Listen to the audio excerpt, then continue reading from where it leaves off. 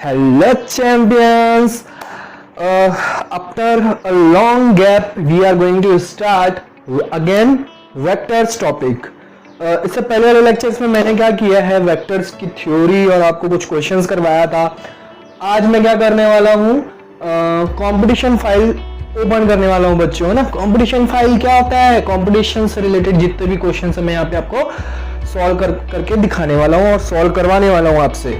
आप भी करिए, मैं भी करूंगा, दोनों साथ में प्रैक्टिस करेंगे और हमारा जो डाउट है वो सारा क्या हो जाएगा, क्लियर हो जाएगा. और फिजिक्स से रिलेटेड जो भी डर है आपके मन में वो भी क्या हो जाएगा, दूर हो जाएगा. Okay champions, so let's start. Okay let's start first question. Question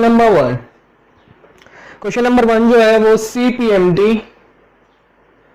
19 CPMT में पूछा गया है ना. CPMT में आया हुआ क्वेश्चन है, a body constant to move in y direction is subject to a force. तो F इज इक्वल टू हमको दिया हुआ है, एक बॉडी पे सब्जेक्ट हो रहा है force -2I cap plus 15J cap plus 6K cap Newton.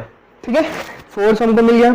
अब हमको पूछ रहा है what is the work done by this in moving the body through a distance of 10 metre along the y axis. अब वो जो डिस्टेंस है वो 10 मीटर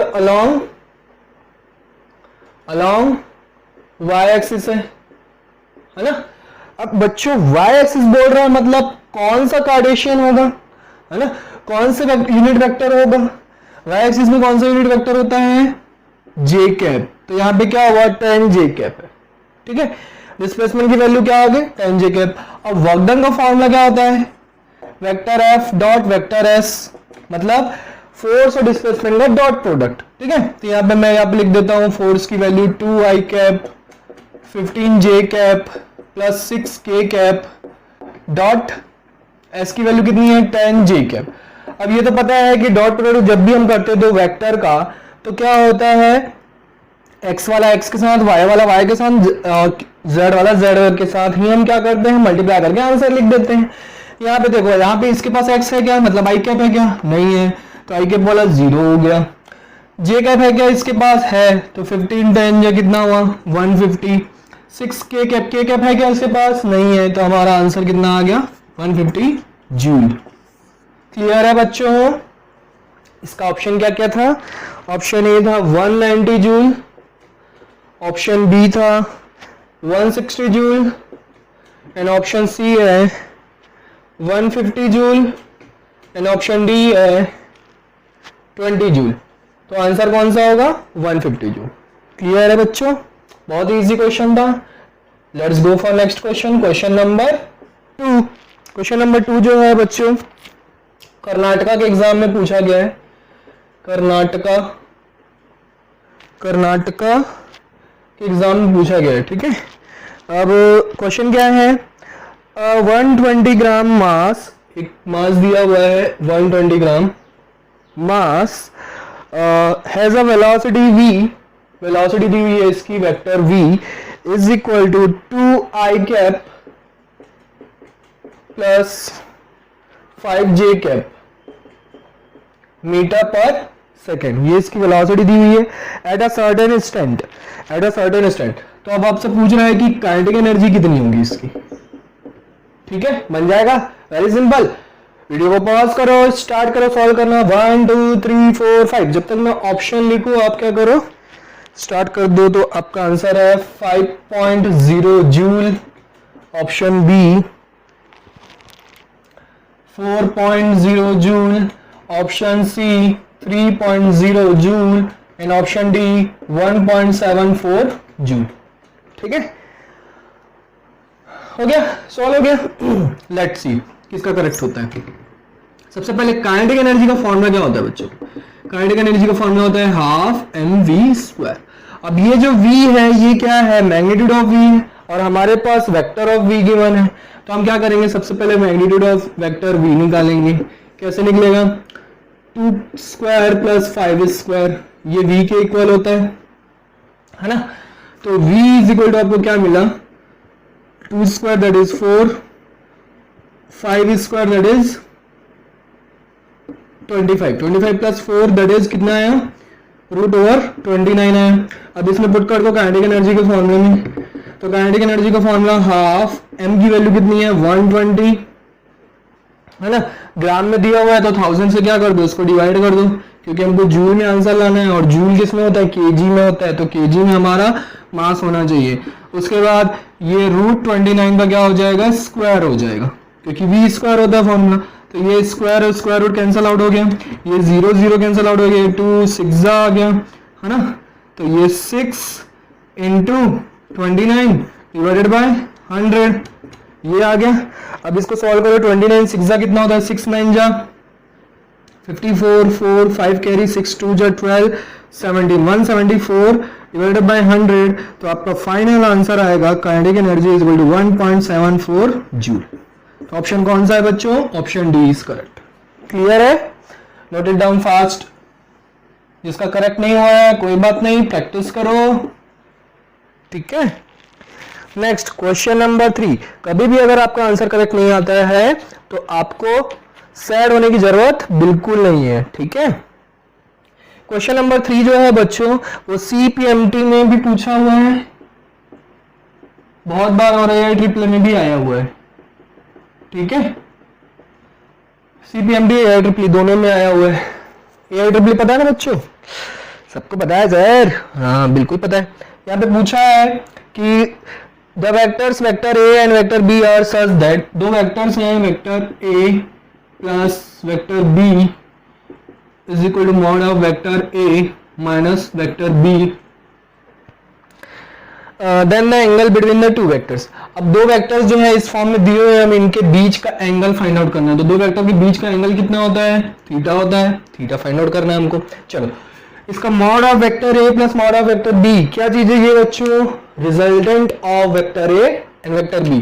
तो फॉर्मूला क्या होता है resultant of vector A vector B का, a square plus b square plus 2ab cos theta होता है। ये भी रिजल्टेंट है vector A minus vector B का रिजल्टेंट है। इसके लिए फॉर्मूला क्या होता है, a square plus b square plus plus नहीं होता है, यहाँ पे क्या होता है माइनस होता है 2ab cos थीटा। तो क्या ये दोनों इक्वल है क्या अभी, no this is not equal. यहाँ पे देखो प्लस 2ab है और यहाँ पे माइनस 2ab है, पर हमको क्वेश्चन में कंडीशन दिया है कि ये दोनों क्या है, इक्वल है। तब हमको क्या करना है, थीटा की वैल्यू बतानी है, उनके बीच का एंगल बताना है। तो एक बात बताओ, ये दोनों इक्वल कब होंगे, जब ये वाला टर्म पूरा ये वाला टर्म पूरा क्या हो जाए, गायब हो जाए, लैप्स हो जाए, है ना। तो अगर इस टर्म को हटाना है हमको तो थीटा की वैल्यू कितनी लेनी पड़ेगी, 90 डिग्री, क्योंकि cos 90 की वैल्यू कितनी होती है, 0 होती है। तो cos 90 जब मैं यहाँ पे पुट करूंगा तो 0 हो जाएगा, तब आपको क्या बचेगा, a square plus b square value put कर देता हूं मैं आपके लिए, 2ab cos 90 ले लेते हैं, है ना। और यहाँ पे भी a square plus b square minus 2ab cos 90, ठीक है। इससे पहले मैं यहाँ पे ऑप्शंस दे देता हूँ आपको। ऑप्शन ए है 90 75 60 45, 90 75 60 45, ठीक है। तो हमने देखो 90 डिग्री लिया है, 90 डिग्री लेके देखते हैं तो cos 90 की वैल्यू 0 होती है, मतलब ये वाला पूरा टर्म 0 हो गया, इसमें भी ये वाला टर्म पूरा क्या हो गया, 0 हो गया। तो आपके पास इधर क्या बच गया, √a square plus b square, इधर भी बच गया √a square plus b square. अब ये दोनों इक्वल है, तो इसका कहने का मतलब क्या है, जब दो वेक्टर a और b के बीच का एंगल 90 डिग्री होगा तब उनका पॉजिटिव जो रिजल्टेंट है उसके नेगेटिव रिजल्टेंट की क्या होगा, इक्वल होगा, अगर दोनों के बीच का एंगल क्या हो, 90 डिग्री है। क्लियर है, होप क्लियर हो गया होगा, ठीक है। नेक्स्ट क्वेश्चन देखते हैं, क्वेश्चन नंबर 4। ये कौन से एग्जाम में पूछा गया है, ये भी CPMT के एग्जाम में, सॉरी CET के एग्जाम में पूछा गया है ये, ठीक है। CET के एग्जाम में पूछा गया। तो यहाँ पे पूछते हैं A और B are perpendicular vectors where vector A हमको गिवन है कितना, वेक्टर A गिवन है हमको 5i cap plus 7 j cap minus 3 k cap, ठीक है। और वेक्टर बी गिवन है हमको कितना 2 आई कैप प्लस 2 जे कैप माइनस ए के कैप, ठीक है, माइनस ए के कैप। अब हमको बोल रहा है कि वेक्टर ए जो है वो परपेंडिकुलर है वेक्टर बी के, मतलब इन दोनों के बीच का एंगल जो है वो 90 डिग्री है, मतलब cos 90 की वैल्यू कितनी होगी 0 होगी। मतलब मैं क्या करूं a डॉट बी का जब मैं फॉर्मूला लगाता हूं तो हमको क्या मिलता है ए बी कॉस थीटा होता है, मतलब 90 की वैल्यू अगर यहाँ पे 0 है तो ये पूरा टर्म 0 हो गया, मतलब ये मतलब a डॉट बी जो है वो क्या हो गया 0 हो गया। अब a डॉट बी करेंगे, a डॉट बी पता है x को x के साथ, y को y के साथ, z को z के साथ, तो x को x के साथ 5 टू जा कितना हुआ 10, ये भी प्लस में है 7 टू जा 14 और ये minus minus plus 3a is equal to 0, ठीक। अब ये हो गया 24,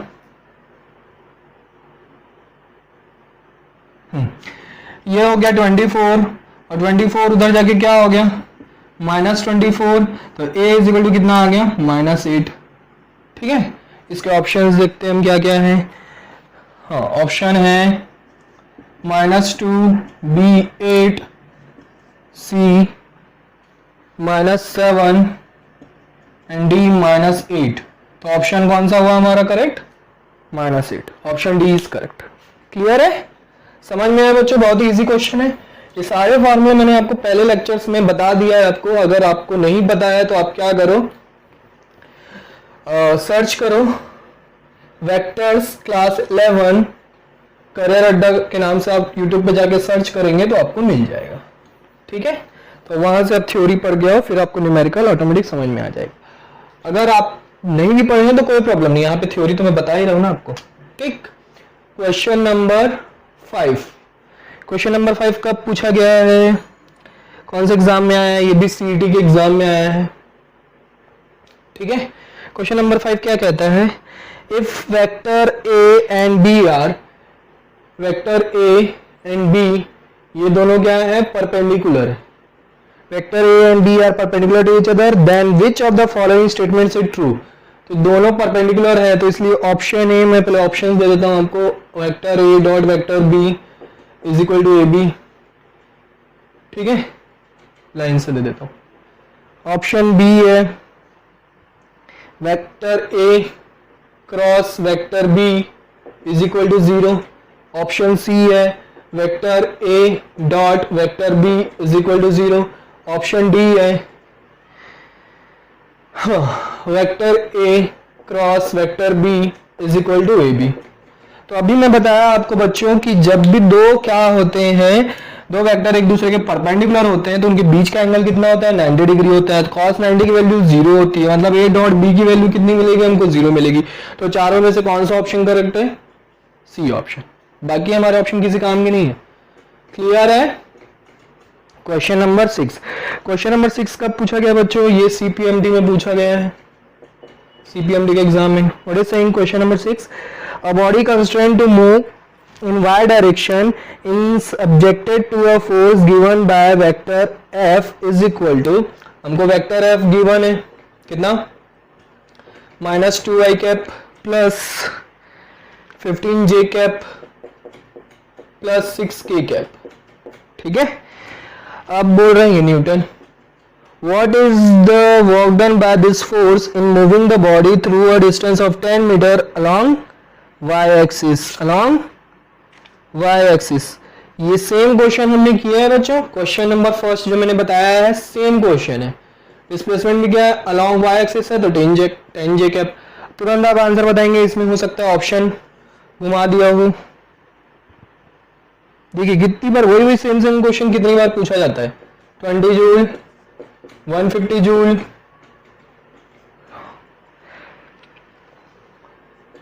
160 जूल एंड 190 जूल, ठीक है। तो आप इसको क्या करेंगे, इसका आंसर कमेंट बॉक्स में कमेंट कर देंगे सॉल्व करके, ठीक है। वैसे क्वेश्चन नंबर 1 मैंने सॉल्व करवाया है, आप इस वीडियो में देखेंगे तो क्वेश्चन नंबर 1 सेम क्वेश्चन है, ठीक है। The angle between two vectors, दो वेक्टर्स दिए हैं हमको, वेक्टर ए गिवन है हमको कितना two i cap plus 3 j cap, 2 i cap plus 3 j cap plus k cap, और वेक्टर बी गिवन है हमको कितना, वेक्टर बी गिवन है -3 i cap plus 6 k cap. ठीक है, अब हमको बोल रहा है इन दोनों के बीच का एंगल फाइंड आउट करना है, मतलब थीटा फाइंड आउट करना है। तो एंगल फाइंड आउट करने के लिए फॉर्मूला क्या होगा, vector A dot vector B is equal to A B cos theta formula होता है। ठीक है, अब हम क्या करेंगे, cos theta is equal to लिख सकते हैं vector A dot vector B, ये जो है ए है वो मॉड ऑफ ए और मॉड ऑफ बी है ना, मैग्नीट्यूड है ना ए और vector A and vector B का। तो हमने ये फॉर्मूला लगाया, ये फॉर्मूला भी मैं पहले बता चुका हूं आपको, यहीं से आता है। ठीक है, अब हमको थीटा की वैल्यू फाइंड आउट करना है, तो cos theta is equal to A dot B करके देखो, तो ए डॉट बी करोगे तो 2 - 6 आएगा, आई और आई कैप के साथ मल्टीप्लाई होगा, जे कैप इसके पास है क्या, नहीं है, तो के कैप से मल्टीप्लाई करेंगे तो +6 आएगा। नीचे हमको कुछ करने की जरूरत ही नहीं है, पर अगर आप करना चाहें तो मैं यहाँ पे लिख देता हूँ 2² + 3² + 1², और मॉड ऑफ बी की वैल्यू -3² + 6²। तो देखो ऊपर +6 - 6 कितना हो गया, 0 हो गया, मतलब पूरा टर्म कितना हो गया, 0 हो गया। तो cos थीटा की वैल्यू 0 कब होती है, जब थीटा इज इक्वल टू कितना होता है, 90 डिग्री होता है। तो आंसर हमारा ऑप्शन कौन सा है, ऑप्शन ए 90 60 45 0, 90 60 45 एंड 0। तो हमारा ऑप्शन कौन सा हुआ, option A is correct. Clear है बच्चों, सॉल्व करो फटाफट, नोट करते जाओ क्वेश्चंस, बहुत काम आएंगे आपको एग्जाम टाइम में, ये आपको 11 के एग्जाम में भी पूछे जाते हैं। ठीक है, तो आप नोट्स बनाते जाइए। अब तो सीबीएसई पैटर्न भी चेंज हो गया है, तो क्या होता है बोर्ड एग्जाम में भी अब से एमसीक्यूज क्वेश्चंस पूछे जाते हैं, तो वहां पे हो सकता है ऐसे क्वेश्चंस पूछे आपसे। क्वेश्चन नंबर 8 देखें, कब पूछा गया है, कौन से एग्जाम में, बीएचयू में पूछा गया है। जनरली बीएचयू के क्वेश्चन बहुत टफ होते हैं, ऐसा बोलते हैं, देखते हैं ये क्वेश्चन टफ है कि नहीं। हमको वेक्टर ए गिवन है, I cap A cos theta, I cap A cos theta plus J cap A sine theta, ये गिवन है। ठीक है, अब पूछ रहा है B any vector another vector B which is normal to A is, तो ऑप्शंस पहले लिख देता हूं, I cap A cos theta minus J cap B sine theta, B sine theta कि A sine theta, A sine theta. ठीक है, option B I B sine theta, I B J B cos theta, I B sine theta minus J B cos theta. ठीक है, option C क्या है, I B cos theta plus J B sine theta, I B cos theta plus J B sine theta. Option D क्या है, I B sine theta plus J B cos theta, I B sine theta plus J B cos theta. ठीक है, अब वो बोल रहा है कि अनदर वेक्टर बी है, वो हमको बताना है, बी वेक्टर बी की वैल्यू बताना है जो कि परपेंडिकुलर है किसके, वेक्टर ए के। अब दो वेक्टर जब परपेंडिकुलर होते हैं तो vector B dot vector A क्या होना चाहिए, 0 आना चाहिए, है ना, क्योंकि परपेंडिकुलर होते हैं मतलब 90 डिग्री और cos 90 की वैल्यू 0, तो ए डॉट बी की वैल्यू कितनी होनी चाहिए, 0 होनी चाहिए। अब वेक्टर ए तो है हमारे पास, वेक्टर बी हमको ये चारों ऑप्शन में से बताना है कि कौन सा होगा। चलो ऑप्शन ए के लिए चेक करते हैं। ठीक है, आई कैप को आई कैप के साथ मल्टीप्लाई करेंगे तो ए स्क्वायर कॉस स्क्वायर थीटा आएगा, और जे कैप को जे कैप के साथ मल्टीप्लाई करेंगे तो क्या होगा, ए स्क्वायर साइन स्क्वायर थीटा आएगा। तो 0 आया क्या, नहीं आया, तो ऑप्शन ए हमारा नहीं है। ऑप्शन बी चेक करते हैं, A B cos theta sine theta, है ना, जब आई कैप के साथ मल्टीप्लाई करेंगे तो minus A B sine theta cos theta sine theta, ये सेम आ गया बच्चों, सेम है, opposite in sign, therefore it will be cancel out. तो आंसर क्या आ गया हमारा, 0। तो ऑप्शन बी जो है हमारा करेक्ट है। क्लियर है बच्चों, बहुत इजी क्वेश्चन था, बीएचई का क्वेश्चन भी इजी है क्या, बिल्कुल इजी है, अगर आपका कॉन्सेप्ट क्लियर है तो इजी है। नेक्स्ट क्वेश्चन आपका मेरठ यूनिवर्सिटी में पूछा गया था।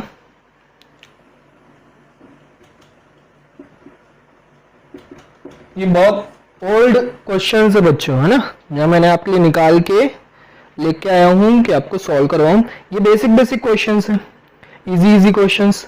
अ फोर्स ऑफ, अब यहाँ पे वेक्टर एफ जो है गिवन है हमको 10 i cap minus 3 j cap plus 6 k cap newton. Force हमको गिवन है।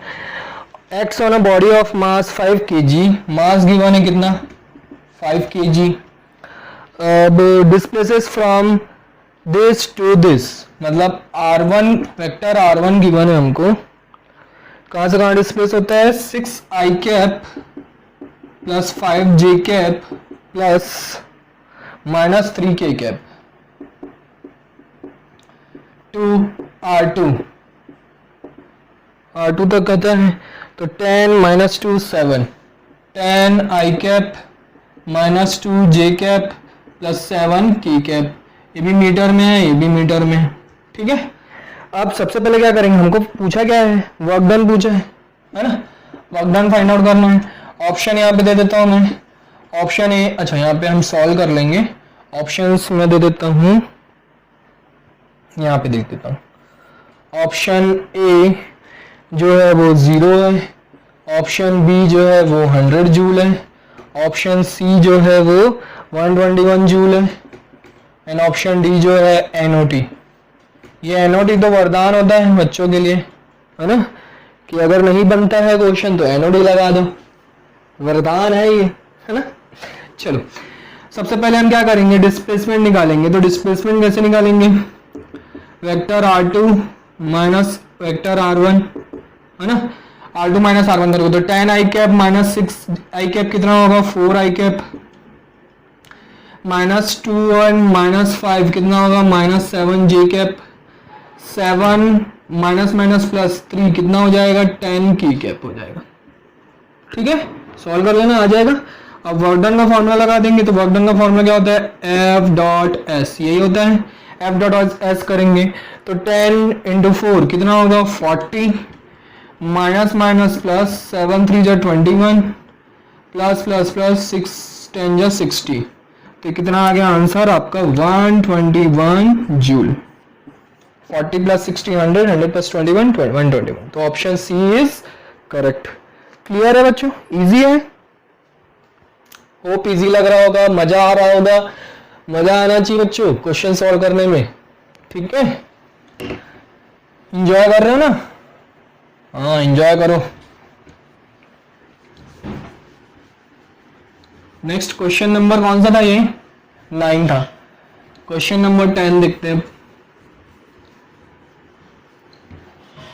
9 था कि 10 था, 9 था।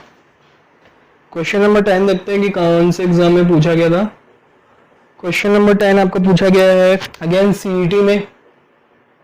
सीईटी के कितने क्वेश्चन है बच्चों, हाँ 2 वेक्टर दिए हुए हैं। Vector P is equal to A alpha 3 A i cap, एक मिनट क्वेश्चन मिसप्रिंट तो नहीं है,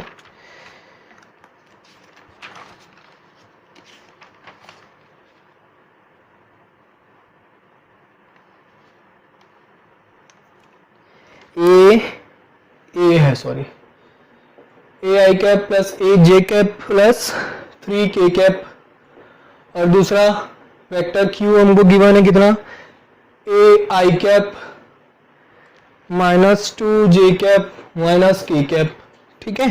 ये हमको गिवन है, दोनों परपेंडिकुलर बोल रहे हैं। Positive value of A find out करना है।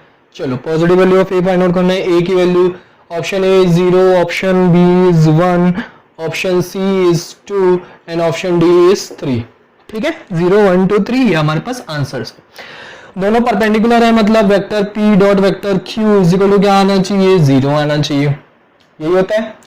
अब vector P dot vector Q करेंगे तो a इंटू ए कितना हो जाएगा a square plus minus minus 2a plus minus minus 3 is equal to 0। अब ये कौन सा इक्वेशन है बच्चों? Quadratic equation. क्वाड्रेटिक इक्वेशन कैसे सॉल्व करते हैं? Middle term split theorem. 9th class 10th class में पढ़ के आए हो आप, तो बचपन में पढ़े हम लोग ये सब। तो ए स्क्वायर, इसको मिडिल टर्म स्प्लिट थ्योरम से सॉल्व करेंगे, कैसे होगा? 3 1 जा 3 एंड 3 में से 1 गया, कितना बचा? 2 बचेगा। तो यहाँ पे क्या लिखूंगा? -3a प्लस a, तब हमको -2a मिलेगा और -3 प्लस माइनस माइनस 3 1 जा 3 -3 आ रहा है। ठीक है, हमको साइन भी देखना पड़ता है। अगर नहीं पता है तो आप 10th क्लास की बुक उठाइए या फिर 10th क्लास का मेरा वीडियो देख लीजिए, आपको समझ में आ जाएगा क्वाड्रेटिक इक्वेशन कैसे सॉल्व करते हैं। ठीक, आगे बढ़ते हैं। यहाँ पे हम a कॉमन लिए इन दोनों में से, तो हमको a -3 मिला। यहाँ से +1 कॉमन लिए, तो यहाँ से a भी a -3 मिला। अब क्या करेंगे? a -3 कॉमन निकालेंगे तो a + 1 बच जाएगा, है ना। यहाँ पे a बचा, यहाँ पे 1 बचा। अब a -3, अब हमको कौन सी वैल्यू चाहिए? पॉजिटिव वैल्यू चाहिए, तो a = 3 और -1 दोनों आ रहा है, तो कौन सा लेंगे हम? पॉजिटिव वैल्यू लेंगे, मतलब ऑप्शन 3, और 3 इज आंसर, तो ऑप्शन डी इज करेक्ट। समझ में आया बच्चों? क्वेश्चन नंबर 11 देखें, चलो देखते हैं। क्वेश्चन नंबर 11 जो है CPMT में पूछा गया है ना, CPMT में पूछा गया है। तो ये सब डॉट प्रोडक्ट से रिलेटेड क्वेश्चन है बच्चों, है ना। इसके बाद नेक्स्ट मैं क्या करूंगा? आपको क्रॉस प्रोडक्ट से रिलेटेड क्वेश्चंस करवाऊंगा, उसकी कंपटीशन फाइल में ओपन करूंगा। कंपटीशन का पिटारा है ना आपके पास। अब यहाँ पे देखो, वेक्टर v, वेलोसिटी की वैल्यू दी हुई है 6i cap -4j cap plus 3k cap metre पर सेकेंड, और वेक्टर f दिया हुआ है हमको कितना? 20 15 -5, 20i cap 15j cap -5k cap, ये न्यूटन में है। ठीक है, हमसे पूछ रहा है पावर पूछ रहा है, तो पावर का फॉर्मूला होता है बच्चों, ये आपको थोड़ा सा फॉर्मूला आपको लर्न करना पड़ेगा कि vector f dot vector v power का फॉर्मूला होता है। तो डॉट प्रोडक्ट निकाल लो f और v का, कितना आएगा? 26 का कितना होगा? 120 प्लस माइनस माइनस 15 4 या 60 प्लस माइनस माइनस 3 5 जा 15। तो इसको सॉल्व करेंगे आप, तो आपको ऑप्शन में यहाँ पे दे देता हूँ, ऑप्शन ए जो है 25 35 45 195, 25 35 45 जूल पर सेकंड होता है ना पावर की यूनिट, एंड 195। ठीक है, तो यहाँ पे देखते हैं कितना आ रहा है। -60 -15 कितना होगा? 75 होगा। तो 120 माइनस 75, इसको माइनस करेंगे तो 75 25 20 45 आएगा आंसर। कितना आएगा? 45 जूल पर सेकेंड। तो option C is correct. Clear है बच्चों? नेक्स्ट क्वेश्चन देखें, क्वेश्चन नंबर 12। क्वेश्चन नंबर 12 देखते हैं कब पूछा गया था। ये सीबीएसई एग्जाम में पूछा गया है।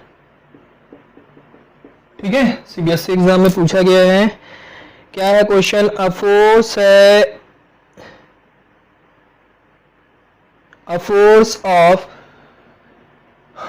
फोर्स है अगेन कितना? 2 3 4 2 3 4 न्यूटन में। और क्या गिवन है? Acts on a body for 4 second. Time given है हमको कितना? 4 सेकेंड। और क्या गिवन है? And produces a displacement of, displacement given है हमको कितना? 3 आई कैप 3 4 5 मीटर। ठीक है, ये हमको गिवन है। फाइंड आउट क्या करना है? द पावर फाइंड आउट करना है। अगेन पावर फाइंड आउट करना है। ऑप्शन इस बार दिया हुआ है 4.5 वाट, ऑप्शन बी 6.5 वाट, ऑप्शन सी 7.5 वाट, ऑप्शन डी 9.5 वाट। ठीक है, अगेन पावर का फॉर्मूला अभी मैंने यहाँ बताया। उससे पहले हमको वेलोसिटी फाइंड आउट करना पड़ेगा। तो वेक्टर वेलोसिटी कैसे फाइंड आउट करेंगे? Displacement upon time. ये होता है फॉर्मूला। तो डिस्प्लेसमेंट हमारा 3 i cap plus 4 j cap plus 5 k cap upon time कितना है 4, है ना, ये आ गया मीटर पर सेकेंड। अब मैं पावर का फॉर्मूला लगा देता हूँ, vector F dot vector V, दोनों का डॉट प्रोडक्ट करते हैं। सबसे पहले लिख देता हूँ मैं यहाँ पे, है ना, थोड़ा सा कंफ्यूजन ना होता कि आपको। Dot 3 i cap plus 4 j cap plus 5 k cap upon 4। तो इसको क्या करो, 1/4 को अलग लिख दो, अब इनको मल्टीप्लाई कर दो, 2 3 जा 6, 3 4 जा 12, 4 5 जा 20। इसको मल्टीप्लाई कर ऐड कर देंगे, कितना आएगा 1/4 इंटू, हाँ 20 12 32 32 6 38, ठीक है। अब इसको कैंसिल आउट कर दो तो कितना आएगा, 4 9 जा 36, 36 2 बचा, 4 5 जा 20। तो P इज इक्वल टू आपका कितना आ गया 9.5 वॉट। तो ऑप्शन कौन सा है हमारा, डी ऑप्शन। क्लियर है बच्चों, नोट कर लो फटाफट। अच्छा क्वेश्चन था ये, कुछ नया पता चला, सीबीएसई के एग्जाम में पूछा गया था, ठीक है।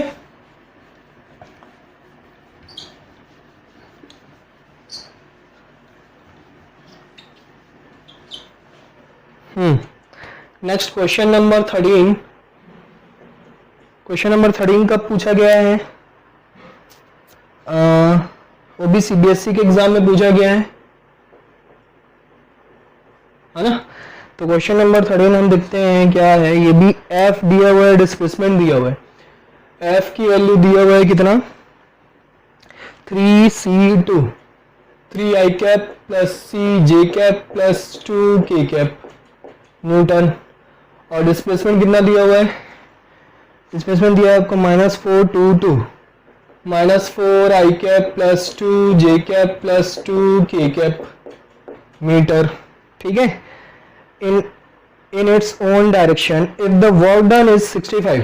अब आपको वर्क डन दिया हुआ है कितना 65, तो हमको वैल्यू पूछ रहा है किसकी, c की वैल्यू पूछ रहा है।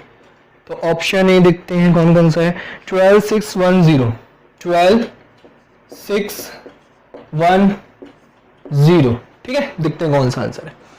वर्क डन का फॉर्मूला क्या होता है बच्चों, एफ डॉट एस, मतलब एफ और एस का डॉट प्रोडक्ट। वर्क डन हमको दिया हुआ कितना 65, एफ डॉट एस का डॉट प्रोडक्ट करेंगे तो ये आएगा -12 प्लस 2c प्लस 2 2 जा 4, -12 इधर आके ऐड हो जाएगा तो ये जाएगा 77, -4 हो जाएगा 2c, ये हो जाएगा 73 2c।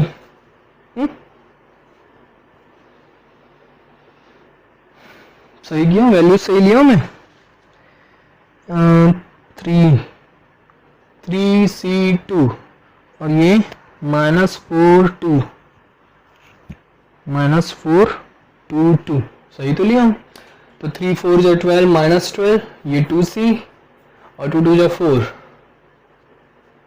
-73 तो डिवाइड हो नहीं रहे, फ्रैक्शन में आंसर आएगा। कुछ तो मिस प्रिंटिंग है बच्चों क्वेश्चन में, देखते हैं क्या मिस प्रिंटिंग है।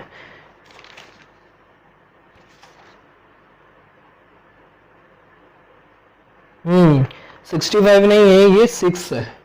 मिस प्रिंटिंग क्या है, ये 6 है।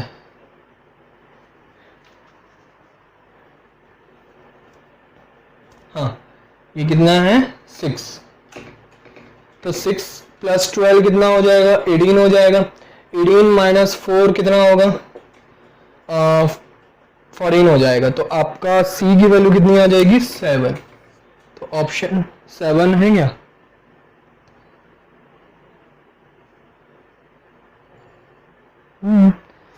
अभी भी कुछ मिस नहीं।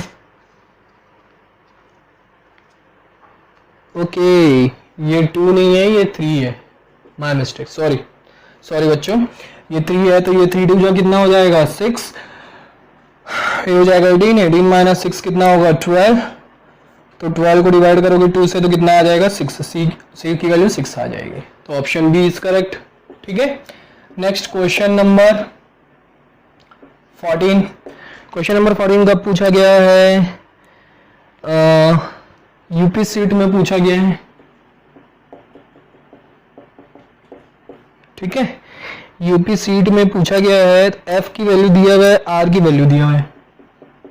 एफ की वैल्यू दिया हुआ है कितना, 5i cap plus 3j cap, 5i cap plus 3j cap newton, और आर की वैल्यू दिया हुआ है कितना,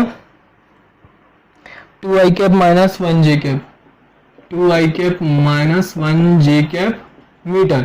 ये फ्रॉम द ओरिजिन है, फ्रॉम द ओरिजिन, ठीक है। तो फ्रॉम द ओरिजिन मतलब 0 से r डिस्टेंस, ये वाला पॉइंट है हमारा 2i cap minus 1j cap. तो आप क्या करोगे, r माइनस o करोगे तो आपका आंसर यही मिलेगा, सेम मिलेगा। तो आप क्या करो, वर्क डन जब आपसे पूछा है तो f डॉट r डायरेक्ट लगा दो। ऑप्शन यहाँ पे क्या क्या दिया हुआ है लिख देता हूँ मैं। ऑप्शन है आपके पास -7 + 7 + 13 + 11, -7 + 7 जूल में है ना, वर्क डन जूल में होता है, और +13 और d + 11 जूल, ठीक है। तो वर्क डन फाइंड आउट करने बोला है, तो f और 5 2 जा कितना होगा 10 और -3, ठीक है। तो ये कितना आएगा 7, तो 7 joule, option B is correct. Very simple question. Question number 15 and last question for this lecture, ये आपका आया है AIEEE के एग्जाम में आया है, ठीक है। लास्ट क्वेश्चन है, ठीक। तो dot product of two vectors, ठीक है, dot product of two vectors मतलब dot product of two vectors हमको फाइंड आउट करना है। When magnitude of this are, mod of A magnitude दिया हुआ है 3 एंड मॉड ऑफ बी दिया हुआ है, मॉड ऑफ वेक्टर बी दिया हुआ है 5, दोनों का मैग्नीट्यूड दिया हुआ है, एंगल दिया हुआ है थीटा = 60 डिग्री। तो आपको पूछ रहा है कि इन दोनों का डॉट प्रोडक्ट कितना होगा, ये पूछ रहा है। तो इसका फॉर्मूला हमको पता है क्या होता है, ए बी कॉस थीटा होता है। तो ए की वैल्यू 3 है, बी की वैल्यू 5 है, कॉस 60 डिग्री, ठीक है। 3 5 15, 60 की वैल्यू 1/2, ये कितना हो जाएगा 7.5। तो आपको ऑप्शन देता हूं मैं आपको 5.2, 7.5, 8.4, 9.5। हाँ तो बच्चों ऑप्शन हमारा कौन सा होगा, बी होगा, है ना। तो यहाँ इस लेक्चर में हमने क्या किया, आपको 15 क्वेश्चन, मैंने 15 क्वेश्चंस करवाए, और भी मैं नेक्स्ट लेक्चर में अब क्या करूँगा, क्रॉस प्रोडक्ट के क्वेश्चंस लेके आऊँगा। तो बी रेडी एंड प्रैक्टिस करते रहो, डाउट्स निकालते रहो, भेजते रहो। Bye bye, take care, see in the next lecture.